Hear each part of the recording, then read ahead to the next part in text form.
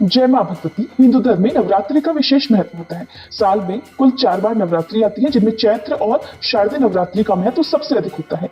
और इन 9 दिनों में श्रद्धालु मां दुर्गा के अलग अलग 9 रूपों की पूजा करते हैं, व्रत रखकर मां का आशीर्वाद प्राप्त करते हैं। आइए जानते हैं साल 2024 में चैत्र नवरात्रि कब से शुरू होंगी, कब समाप्त होंगी, कुल कितने दिनों की नवरात्रि इस बार होने वाली है और घट स्थापना का शुभ मुहूर्त क्या रहेगा, अष्टमी और महानवमी किस दिन है, कन्या पूजन किस दिन किया जा सकता है और नवरात्रि से जुड़ी हुई विशेष जानकारी के बारे में आप जानने वाले हैं। अगर जानकारी थोड़ी भी अच्छी लगे तो वीडियो को लाइक करके कमेंट बॉक्स में जय माता दी लिखना मत भूलिएगा। चैत्र मास के शुक्ल पक्ष की प्रतिपदा तिथि इस बार 19 मार्च दिन गुरुवार को सुबह 6:54 से शुरू होगी, जिसकी समाप्ति होगी 20 मार्च दिन शुक्रवार को सुबह 4:52 पर। क्योंकि घट स्थापना प्रतिपदा तिथि में ही की जाती है और इसलिए इस बार नवरात्रि का शुभारंभ होगा 19 मार्च दिन गुरुवार से और नवरात्रि की समाप्ति होगी 27 मार्च दिन शुक्रवार को। इस बार नवरात्रि में किसी भी तिथि का क्षय नहीं है, यानी कोई तिथि ना तो घटी है ना बढ़ी है। पूरे 9 दिन मां भगवती के सभी 9 स्वरूपों की पूजा करने के लिए प्राप्त होने वाले हैं। ऐसे में प्रतिपदा तिथि 19 मार्च गुरुवार को रहेगी। चैत्र नवरात्रि का ये प्रथम दिन रहेगा, जिसमें मां शैलपुत्री की पूजा होगी और कलश स्थापना होगी। द्वितीय तिथि यानी दूसरा दिन रहेगा नवरात्रि का 20 मार्च दिन शुक्रवार को, जिसमें मां ब्रह्मचारिणी की पूजा की जाएगी। तृतीय तिथि रहेगी 21 मार्च शनिवार को। नवरात्रि के तीसरे दिन मां चंद्रघंटा की पूजा इस दिन होगी। चतुर्थी तिथि यानी नवरात्रि का चौथा दिन रहेगा 22 मार्च दिन रविवार को और इस दिन मां भगवती के चौथे स्वरूप मां कूष्मांडा की पूजा होगी। पंचमी तिथि यानी नवरात्रि का 5वां दिन रहेगा 23 मार्च दिन सोमवार को, जिसमें मां स्कंद माता की पूजा होगी। षष्ठी तिथि यानी नवरात्रि का छठा दिन रहेगा 24 मार्च दिन मंगलवार को और मां कात्यायनी की इस दिन पूजा होगी। सप्तमी तिथि रहेगी 25 मार्च दिन बुधवार को और मां भगवती के 7वें मां कालरात्रि रूप की पूजा इस दिन होगी।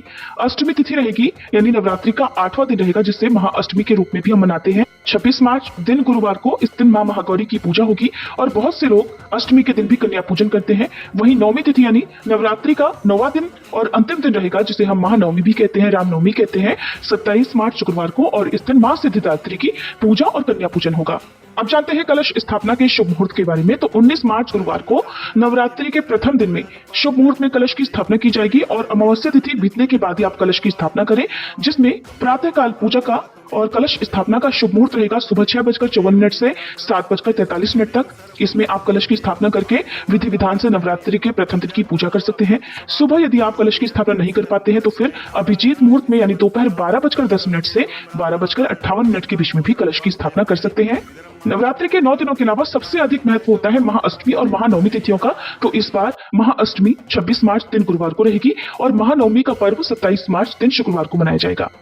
नवरात्रि में पहले दिन कलश की स्थापना करके पूजा पाठ प्रारंभ करके संकल्प लेकर व्रत प्रारंभ किए जाते हैं, जिसमें भक्त पूरे 9 दिन उपवास रखते हैं। 9 दिन उपवास रखना संभव ना हो तो प्रथम और अंतिम दिन जिस दिन भी आपके यहाँ कन्या पूजन होता हो, उससे एक दिन पहले उपवास रखकर फिर कन्या पूजन वाले दिन आप कन्याओं को भोग लगाकर उन्हें प्रसाद देने के बाद, प्रसाद ग्रहण कराने के बाद स्वयं व्रत खोल सकते हैं।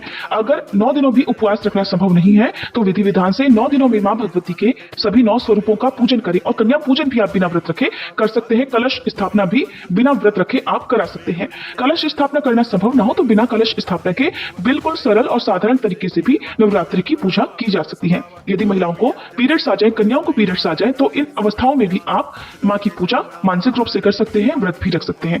माता रानी आप सभी की मुरादें पूरी करें, आप सभी के दुख दूर करें और ये चैत्र नवरात्रि सभी के लिए शुभ और मंगलमयी हो। इसी कामना के साथ आप सभी को एक बार फिर से चैत्र नवरात्रि की हार्दिक शुभकामनाएं।